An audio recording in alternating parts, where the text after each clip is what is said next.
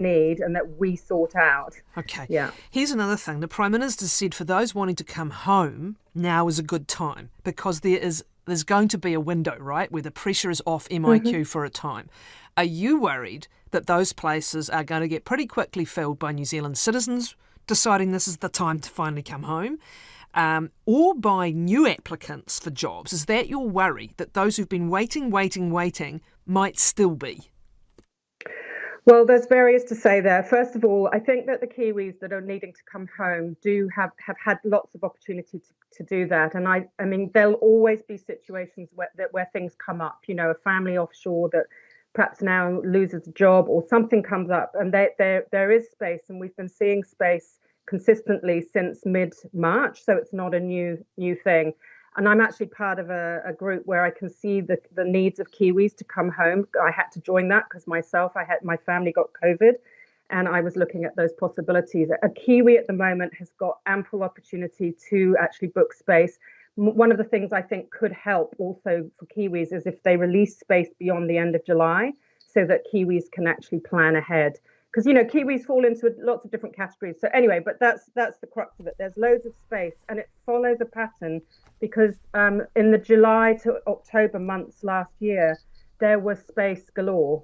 And I think it's predictable because it's the winter months here. A lot more demand in the summer. Okay, thank you, Katie.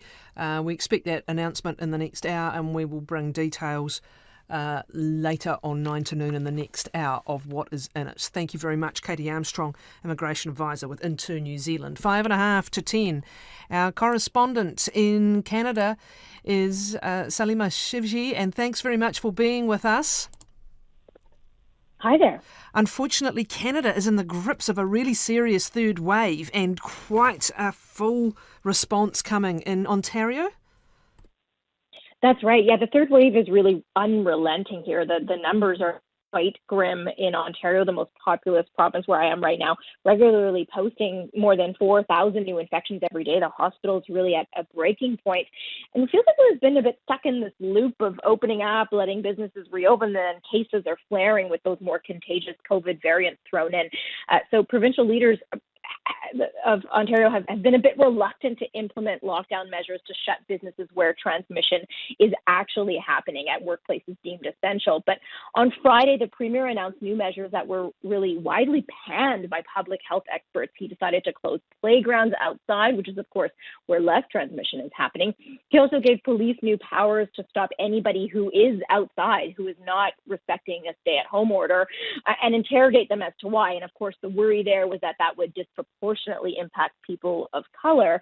So there was such ferocious backlash against those measures, and dozens of police corps actually refused to comply, that the Premier backed down about 24 hours later and reversed those measures. But there's a real frustration, really, in Ontario, and a real wonder at how politicians are not prepared for this when we've been in this pandemic more than a year, that frustration is building. So it sort of feels like things are kind of falling apart in many parts of the country, and people are tired, and that the leaders aren't really implementing measures that will work to tackle this third wave. And now the federal government just today announced it will send extra healthcare workers to help in Ontario, and other provinces that are better off are actually going to do that too. So there's a real focus on Ontario, and there's still this rush to vaccinate, right? It's the federal government's job to procure jabs and to distribute them to provinces, and then the provinces have to administer them. So that had a very slow start at the beginning of the year, but it has now picked up a little bit. But it's clear to most people here in Canada that this very bad third wave that we're living through, that vaccines alone are not the answer. It has to come with more public health measures. And so you're seeing different provinces implement different things to stop this wave. In the midst of this, the federal government is unveiling its first budget in more than 2 years. That's a long wait for a budget. Are you expecting a big stimulus package or what? Absolutely. It was delayed, of course, last spring because of the pandemic. So we've been waiting for this for more than 2 years. It's now ready. It will be huge. It's one of the most important budgets in years. And the Liberal government, the Prime Minister, really wanted this budget to be more about the post-pandemic recovery. But of course, that's just not possible with this third wave that we're still trying to handle, right? The pandemic has not receded properly as much as they had hoped. So it will be a hybrid budget, more immediate relief measures mixed in with massive stimulus, up to $100 billion in stimulus. The government has signaled It is ready to spend a lot. And Canada, for the first time ever, has a female finance minister. Chrystia Freeland is also Deputy Prime Minister, and it's no secret. She has basically stated it. This budget will have money to finally set up a national subsidized universal childcare system to help women, of course, who have been disproportionately affected in the pandemic as well economically. But that will be complicated. It requires discussions with provinces because daycare is under provincial jurisdiction. So there will be a lot in this budget, a lot of stimulus, a big focus on green recovery as well, green jobs and green infrastructure to get the I wanted to economy ask you about that because I think your Prime Minister, as has ours, has one of 40 world leaders invited to this big climate summit, remote summit, that the US President has convened for later in this week. And what kind of a story will Canada have to tell? Well, this is a big political opportunity for the Liberals. They want to talk about climate change. They know it's a huge issue for them. This is, of course, remember, it's still a minority government, and they eked out, power in the last election, basically based on their climate stance. So this will be a big deal for Justin Trudeau. He will be announcing more ambitious measures to tackle emissions reduction, new emissions reduction targets to update those older, less ambitious ones that we had pledged under the Paris Agreement. But I mean, it's really important to note, Canada has never once met any of its climate targets over decades. It's really hard for Canada to do so, but Justin Trudeau will really be signaling more ambition at that climate summit that Joe Biden has convened for later this week. Well, Canada won't be the only country that's having problems with its targets. So will New Zealand. We're going to be discussing this a little bit more later in our political commentary. Salima, thank you so much. I'm so sorry to hear again of these surges, so stressful. And everyone is just putting so much, as you say, on those vaccines. But what's becoming clear is that isn't an immediate answer. Quite drastic response in Ontario there. Thank you again for your time. Salima Shivji is senior reporter with CBC's Parliamentary Bureau based in Ottawa. RNZ News at 10 o'clock. Good morning, I'm Nicola Wright. The families of critical healthcare staff and a small number of other highly skilled workers will soon be able to enter New Zealand. The government's also fixing an anomaly which meant migrant workers who entered the country before the border closed could not bring their families, but those who came after could. Here's our political reporter, Katie Scotcher. Partners and dependent children of temporary visa holders who hold visas themselves but had not yet arrived in New Zealand when the border closed will be able to travel here. To be eligible, the family member who's in New Zealand must have more than 12 months remaining on their visa. Immigration Minister Kris Faafoi says hundreds of people are expected to travel to New Zealand to join their families. Atuiti whare parimata ko Katie Scotcher aho. Regional tourism operators say today's opening of the Trans-Tasman bubble is a great start, but the tourism industry still has a long climb out of the doldrums caused by the COVID pandemic. Paul Button, the General Manager of Canopy Tours in Rotorua, says his business has seen sales to Australians, but there may be only a small change in revenue over the next few weeks. Mr Button says his company still needs local support. I just hope that the domestics, the Kiwis, just keep supporting. They don't think that tourism's okay now. Tourism's got the bubble. A New Zealander flying to Western Australia for work this morning is relieved to know he can come back to his home country with a lot less hassle. After 2 years working near Perth, Josh Nichols says he spent a few weeks in New Zealand visiting his friends and children. Mr Nichols is now making use of one of the first green zone flights across the Tasman from Auckland Airport. Plus I have 2 children over here as well, and not seeing them really takes its toll. Air New Zealand says 5,000 passengers are flying the Tasman in each direction today. Whānau and Maori health workers are mobilising to convince people the vaccine is safe. Maori health providers are preparing to lead the rollout of the coronavirus vaccine to kaumātua and vulnerable Maori over the next few weeks. Tūranga Health's Chief Executive Reweti Ropiha has been travelling in the East Coast region, visiting whānau from rural areas including Matawai and Waituhi to promote the vaccine. We think that's best done face to face, so we can demystify. Good morning all. Apologies for lateness. Good to go? Good morning all. When the government closed the New Zealand border over a year ago, we were clear about our priority, and that was to protect lives. Closing our border was critical to keep COVID-19 out, to keep our economy open and keep New Zealanders safe. And that decision meant that the only people who were able to enter New Zealand were citizens, residents, their partners and children, and others who have been given an exception to the border closure.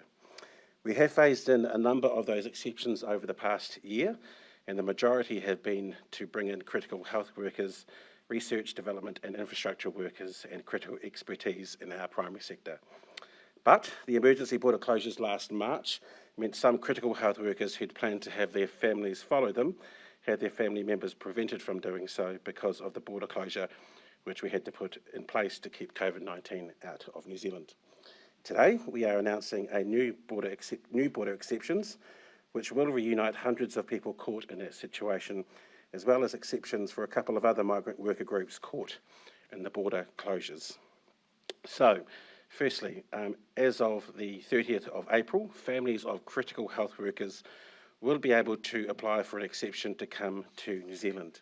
Before our border closed, many healthcare workers were able to bring their families with them when they moved to New Zealand. Those arriving as critical health workers since the border closed have also been able to bring their families. But since COVID hit last year, Immigration New Zealand hasn't been able to process visa applications for people offshore unless they have a border exception. The change we're announcing today will allow Immigration New Zealand to process offshore visa applications once again for those critical health workers who had left family at home overseas when our emergency border closures came into force.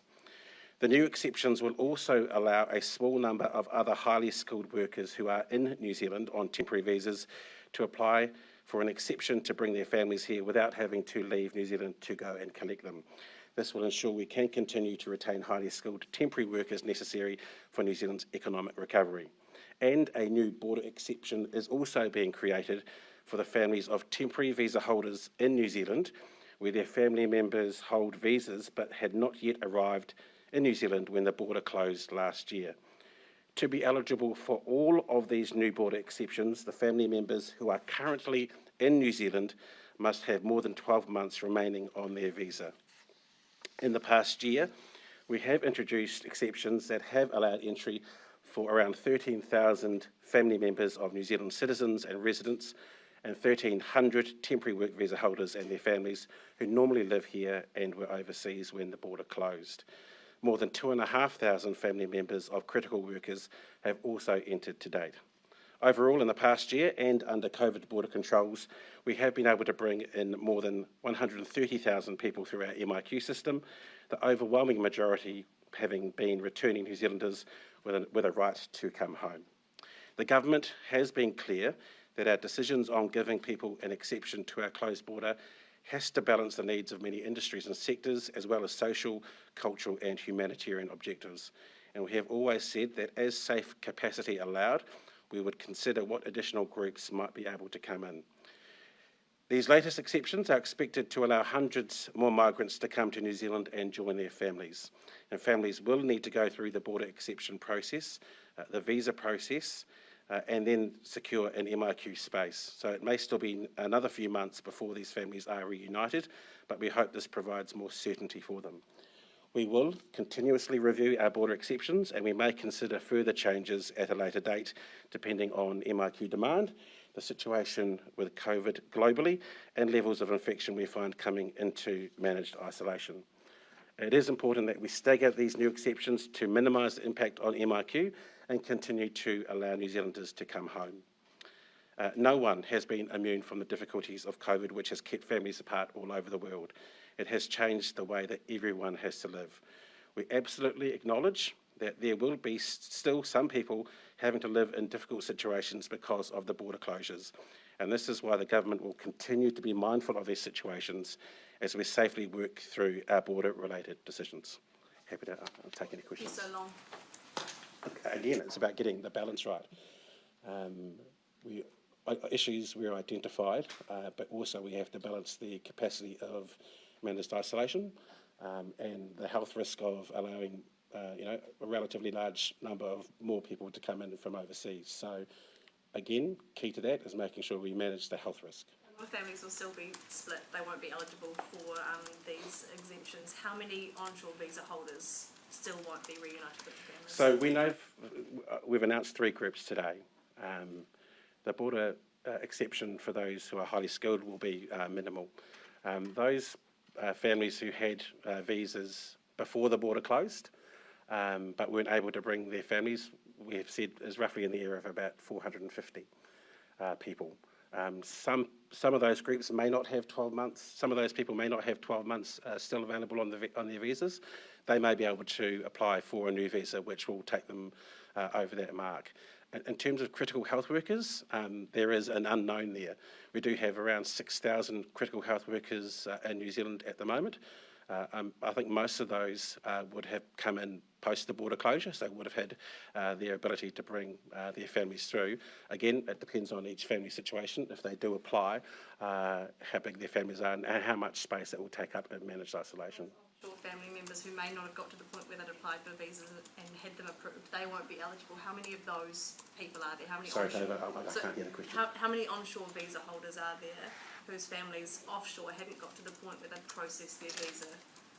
Well, I would say a majority of them, because they wouldn't have been able to apply for a visa or have a visa processed while the border is closed. Thousands of families that still won't be reunited. Well, no, what I'm saying is for critical health workers, there are around 6,000. And amongst those, there is an unknown number of who might want to bring their families to New Zealand.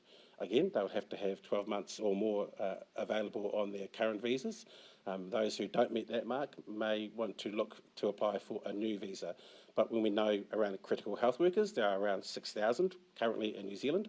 Again, there are criteria in amongst that, but there are things that they can do to mitigate the criteria. Well, the people who had already paid for their visas and those offshore family members who had already paid for their visas and they've since expired, will you waive those visa fees? We're looking into those issues. Again, today we're only talking about those people who had visas already, who have 12 months or more available to them. Of those people, their visas would have expired. The offshore family members, their visas would have expired. They're going to have to pay thousands of dollars to reapply. Well, again, people have been put in difficult situations because of COVID. The exception that we're announcing today is those who had prior approval and a visa available to them before the border has closed and have 12 months available still on their visas will be able to apply for an exception. So we have to draw the line somewhere. 6,000 you're talking about, do you know how many do have 12 months or more on their visas? No, not yet. And again, there are many unknowns here. How many of those 6,000 have families? How many in amongst those, how big those families are? That kind of information isn't necessarily collected when they first apply for a visa. So again, ascertaining demand and capacity in numbers is a little difficult. What we've learned from past experience is that Immigration New Zealand can have a relatively good estimate of what kind of demand we'll get for visas, and to date, they've been pretty close to the mark. The separated families, it's genuinely heartbreaking. And one of their biggest complaints is they don't have a roadmap. So today gives a roadmap to a certain number of people, but the rest don't have that. Will you give them a date or a time when you Look, it's very difficult to give a roadmap when a lot of the factors are out of our control.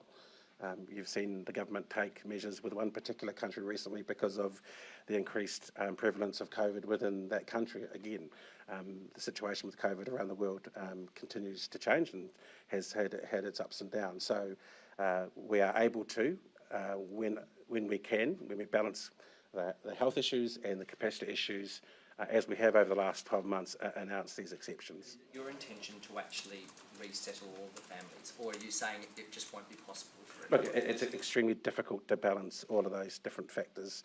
And as I said in my opening remarks, there will still be some families, despite the announcement today, that will find themselves in difficult situations. We are constantly reviewing the settings at the border around exceptions because we understand that there is difficulties within many, many families. Again, as we've said over the last 3 or 4 months, making sure we put all of those factors together and don't raise expectations too much of some of those families because a lot of these changes and factors are variable. How many spaces in MIQ are you allocating to? It's not necessarily allocation for that. Again, they'll have to, individual families will have to go through the process of booking a place on MyAs. As has been said by the Prime Minister already this morning, there seems to be a seasonal flow with MIQ capacity at the moment, so now is a good time to get onto that. Small number Because they of can't other apply for highly another 2 skilled weeks. workers. Yes.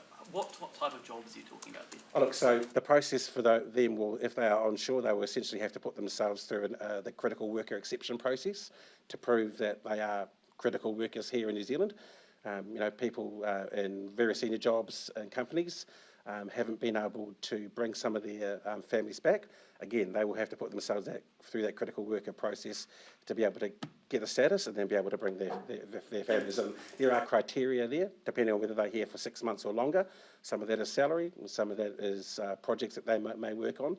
Again, just like anyone who is coming out of the country who will have to apply for a critical worker process, those who are within the country and believe that they may fit that criteria will have to apply to do that. We're talking less than 100 people? Oh, okay. Again, that's a difficult one, but I would say it would be small numbers. The Prime Minister said the first thing we need to do is to make sure that those who have been separated from their lives here in New Zealand are able to come back in. It's been nearly a year since those comments. And there are lots of people who have homes here, who have their belongings here, who have their cars here, who have most of what they own in this country, and they still can't come back in. Do you think there are expectations that this government created expectations for those people that it still can't meet? Oh, look, there are lots of things that we'd prefer to do if we didn't have the COVID situation. In a small number of circumstances, we have been able to assist people to come and sort out their affairs if they choose not to stay in New Zealand. Again, we are trying to manage expectations and also the capacity of us to bring people through managed isolation, which is limited, and also mindful that New Zealanders have an absolute right to come back to New Zealand, and we have to make sure that the capacity is there to allow them to come into New Zealand as well. My earlier question, I wasn't entirely clear. So I'm not talking about the people that are eligible. I'm talking about those who won't be eligible. So how many migrant families will still be split even after these changes? I don't have that number, Tova, but I acknowledge that there will still continue to be a significant number of people who will continue to have difficulties with their families because they can't be put back together. Thousands? No, again, I would be hazarding a guess, but I would say it would be thousands.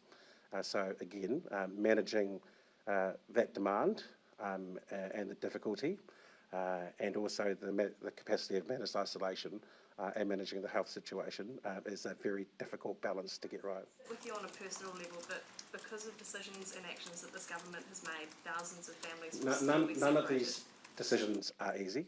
They are all difficult, and they will continue to put people in difficult situations. COVID has put us in this difficult situation, but some of the decisions that we make have making sure that everyone in New Zealand is kept safe and healthy at its core. Keeping you up at night? Oh, it's not easy. And, we understand the difficulties that some families are going through.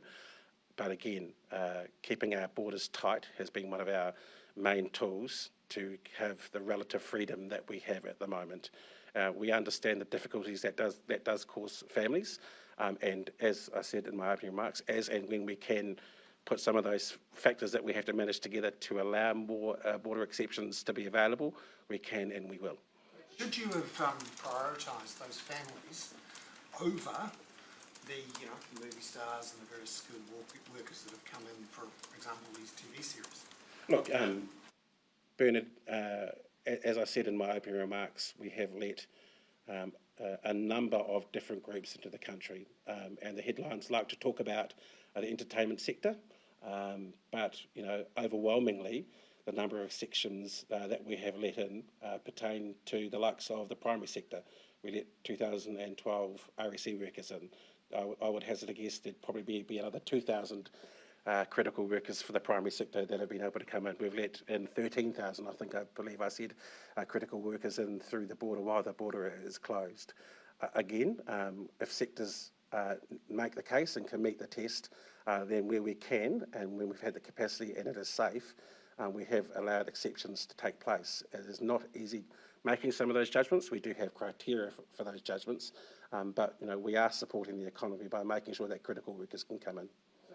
What are the criteria you use to weigh up these economic factors versus these human, family factors?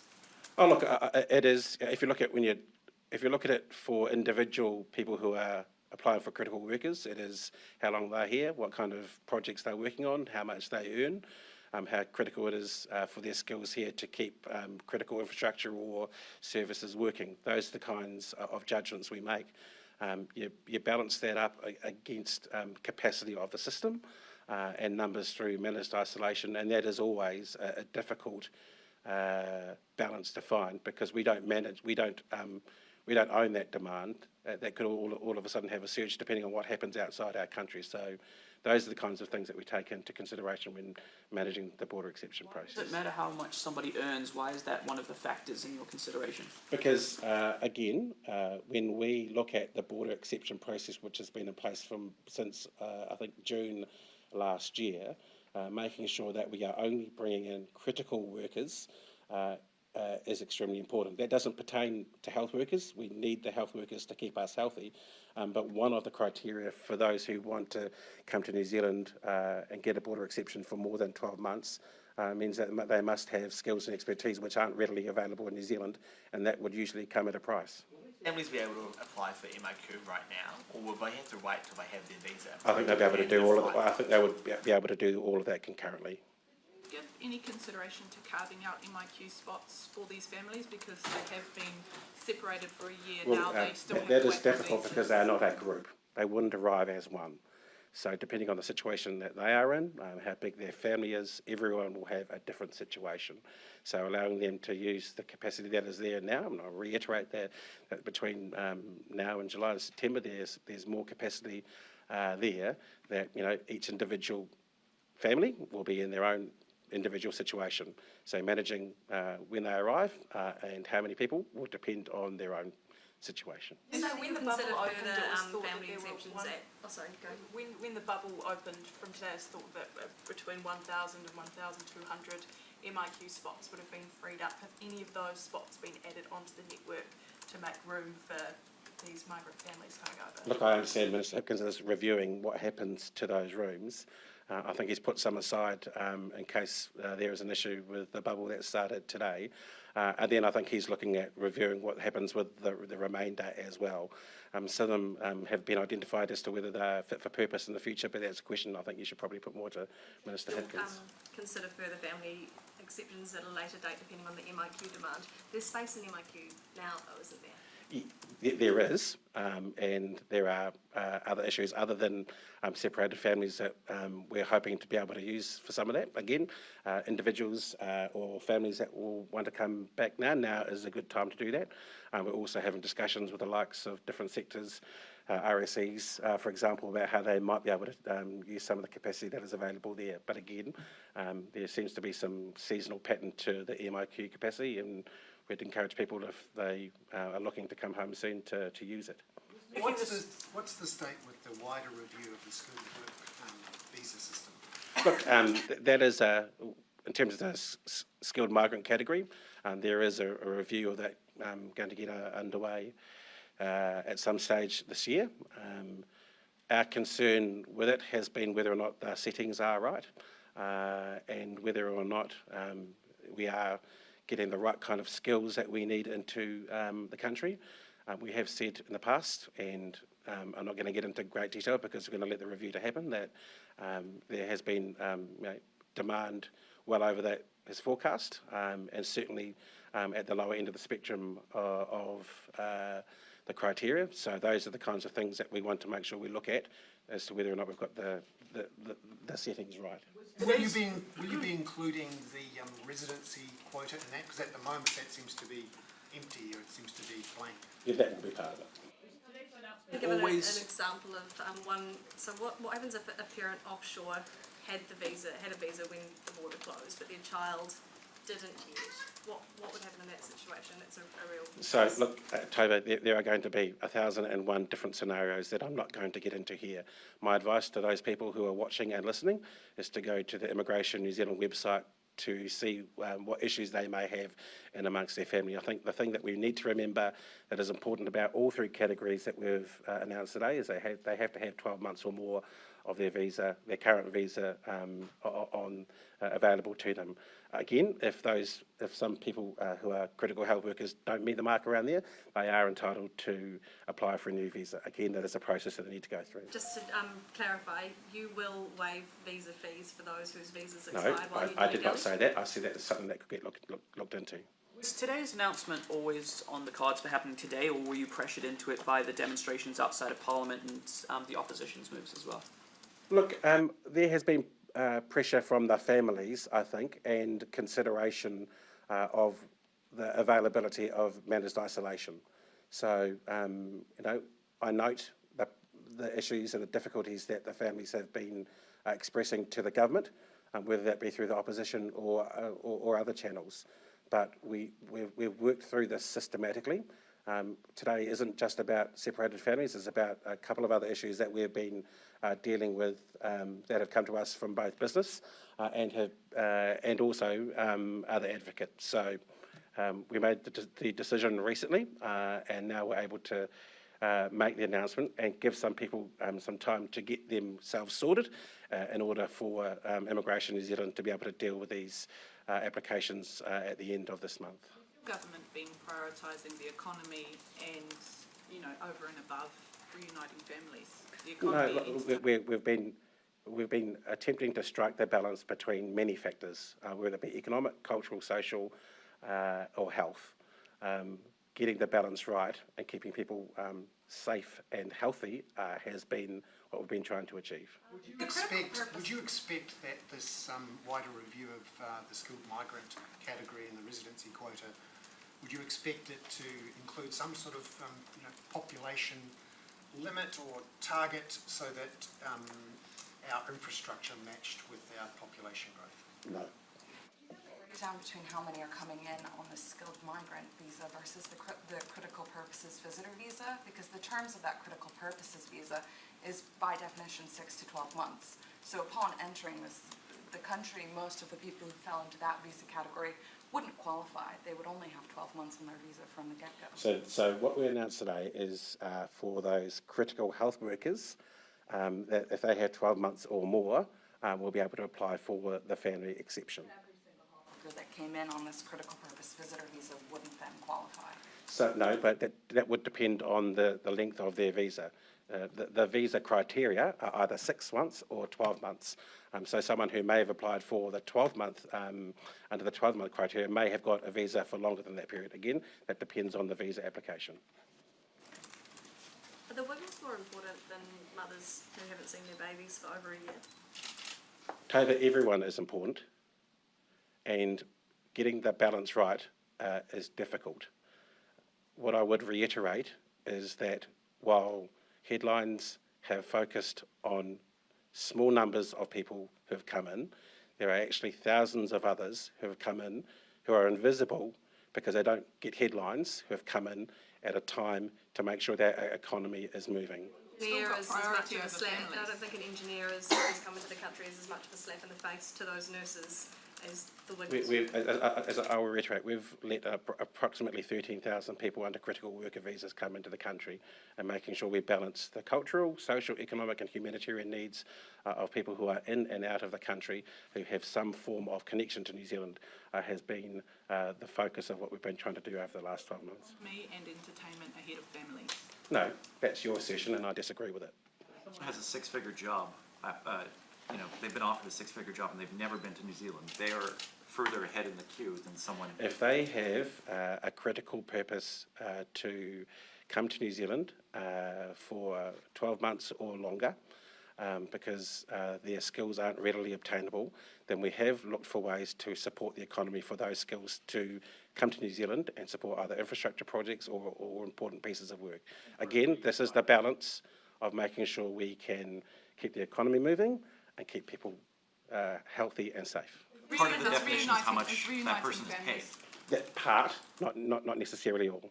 Reuniting families not a critical need? It is one of the things we are trying to balance. You created the exception for healthcare workers back in June, so that's when the anomaly was kind of created. Couldn't you have fixed this back then? Look, the issue with the timing has been our ability and capacity to let people in through the likes of managed isolation. When you have excess demand to what your supply is, you're always going to have issues, and that's essentially the situation that we've had now. As I said to a number of you, probably over the last couple of months, as well as separated families, there have been issues that business has raised, and there are some issues that have been legacy issues of when the border closed.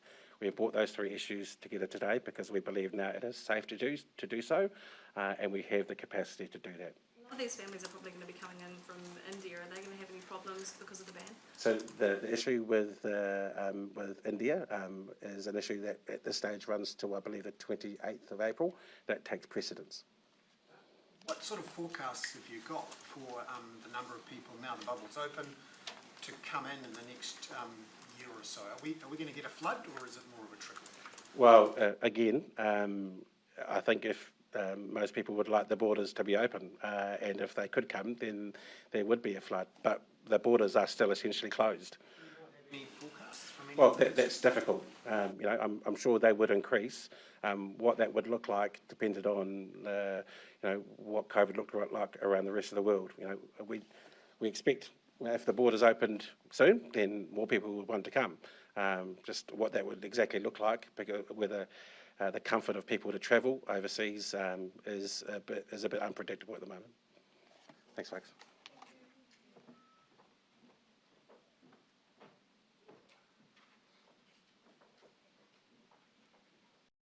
It regrows, and our animals eat less of it when they consume it, and as a result of converting more of that biomass to energy, and what comes out the other end isn't full of nitrates, and we're not getting this excessive methane emission because we've got gut function. So that's an opportunity that can be